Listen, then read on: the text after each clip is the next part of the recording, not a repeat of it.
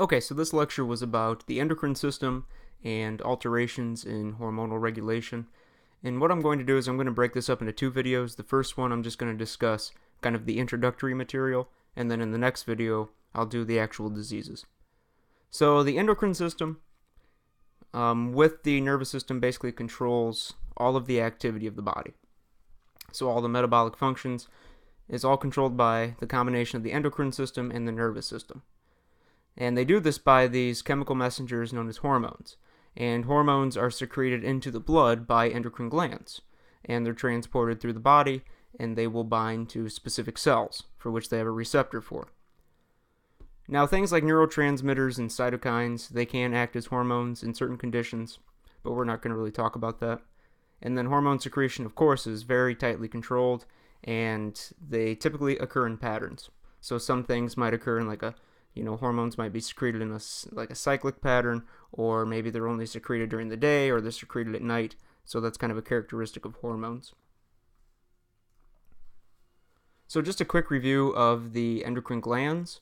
So the pituitary gland, which we will talk about in more detail, sits at the kind of beneath the hypothalamus at the base of the brain.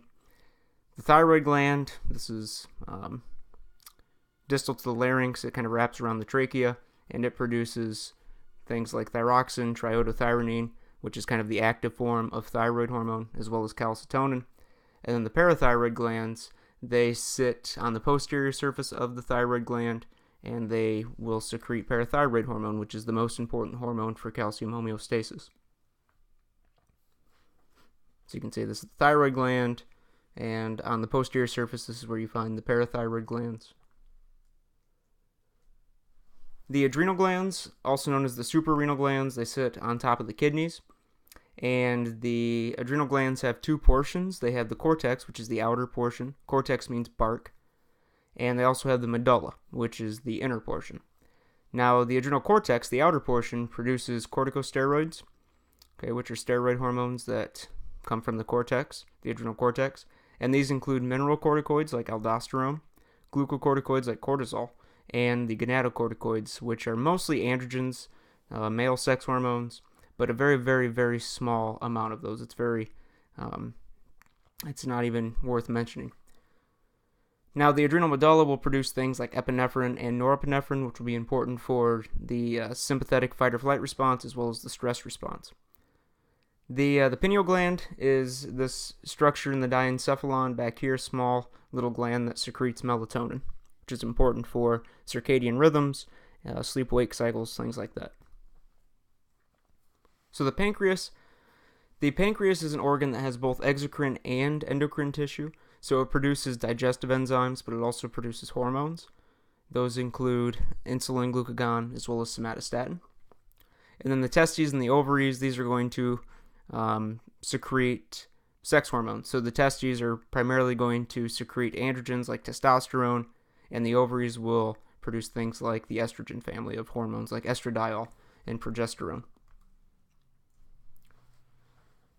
Okay, then we talked about the relationship between the hypothalamus and the pituitary gland. So the hypothalamus, is right here, and this is the pituitary. And there is a distinct relationship between the hypothalamus and the anterior pituitary, as well as the hypothalamus and the posterior pituitary. So we're going to talk about that. So the simpler of the two is the relationship between the hypothalamus and the posterior pituitary. So the hypothalamus is going to produce the hormones oxytocin and antidiuretic hormone, ADH. And these hormones are going to travel from the hypothalamus to the posterior pituitary. Now, these hormones will be basically stored in the posterior pituitary and then released from the posterior pituitary. So the posterior pituitary does not produce any of its own hormones. It's just kind of like a receptacle for the hormones, these two hormones produced by the hypothalamus, and then when an appropriate signal occurs, they are going to release those hormones.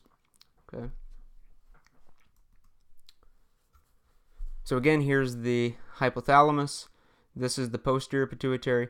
This right here, this connection between the hypothalamus and the pituitary is called the stalk. So this is just kind of the connecting point between the hypothalamus and the pituitary. Now the relationship between the hypothalamus and the anterior pituitary is a little different. So as far as the anterior pituitary, what happens is the hypothalamus produces hormones that are going to stimulate the production of new hormones from the anterior pituitary. So hopefully you can already see that this is different than the relationship with the posterior pituitary. Remember, the posterior pituitary didn't make its own hormones. It just stored those two hormones and then will release those hormones. The anterior pituitary makes its own hormones, but it only does so when it receives a hormonal signal from the hypothalamus. Okay? All of these up here, these are the hypothalamus hormones that stimulate secretions from the anterior pituitary. And these are the hormones from the anterior pituitary, so flat peg. So we have follicle stimulating hormone, luteinizing hormone, ACTH, adrenocorticotropic hormone, we have thyroid stimulating hormone, we have prolactin, and we have growth hormone. Remember, you need to know these two relationships on the end here, okay? Which I'll go through really quickly. Okay, so we're just going to use the CRH example. So this is the hypothalamus. This is the pituitary. This is the anterior pituitary. Remember, the relationship between the hypothalamus and the anterior pituitary is that the hypothalamus produces hormones that stimulates the production and release of new hormones from the anterior pituitary. So we're going to use the control of cortisol as an example. So the hypothalamus produces CRH. CRH is corticotropin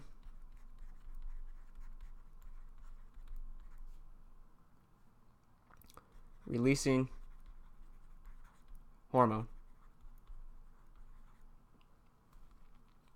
Okay? And this is going to travel to the anterior pituitary, and it does so through the blood. It does so through a set of blood vessels known as the hypophyseal portal system. But it's going to stimulate the anterior pituitary to produce ACTH. Try to draw this really small. Okay. ACTH is adrenocorticotropic hormone. So again, CRH from the hypothalamus, produced by the hypothalamus, travels down to the anterior pituitary. That signals the anterior pituitary to secrete ACTH. And then ACTH is going to travel into the blood to the adrenal cortex. And it's going to stimulate the release of cortisol from the adrenal cortex. And that's basically how it works. Hypothalamus produces a hormone, travels to the anterior pituitary, signals the anterior pituitary to make a hormone, which will go into the blood and it will have some function. Okay, so you have to know this one, and you have to know the one for thyroid hormone, which basically works the same way.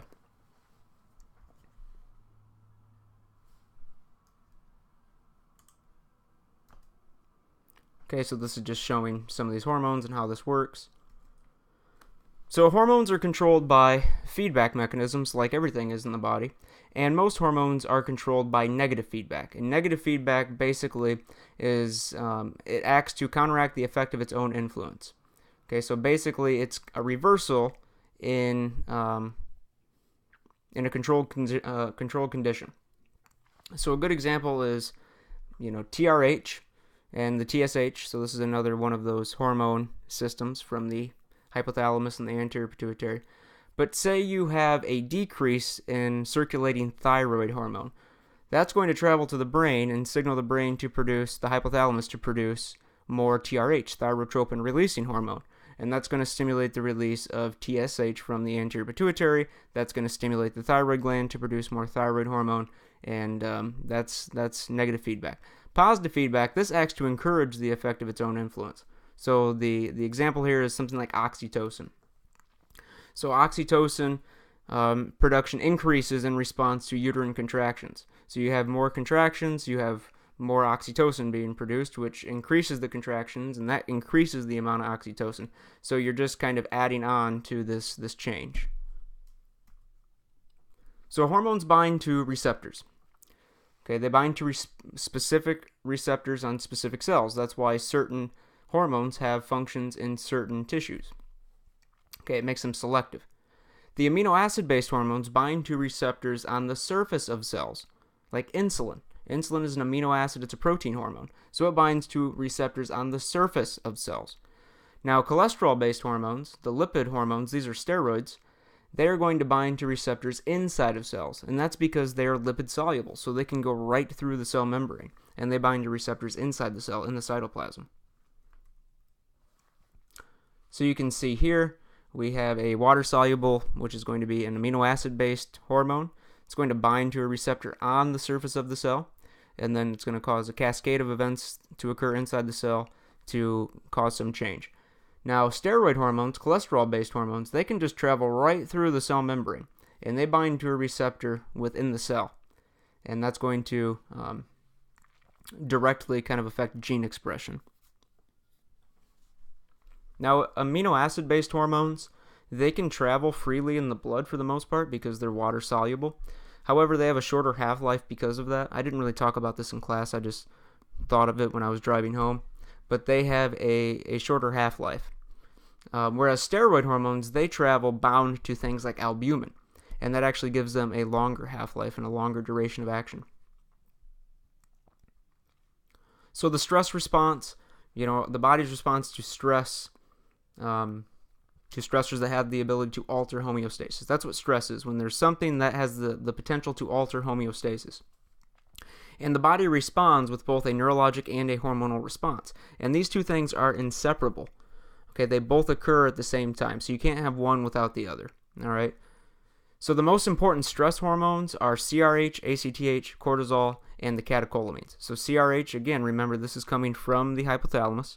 It's produced by the hypothalamus. It travels down to the anterior pituitary, stimulates the release of ACTH from the anterior pituitary, and then this ACTH goes to the adrenal cortex to stimulate the release of cortisol. Okay? And the catecholamines, these are things like epinephrine and norepinephrine. The big one is epinephrine, but also norepinephrine, and to a smaller degree, dopamine.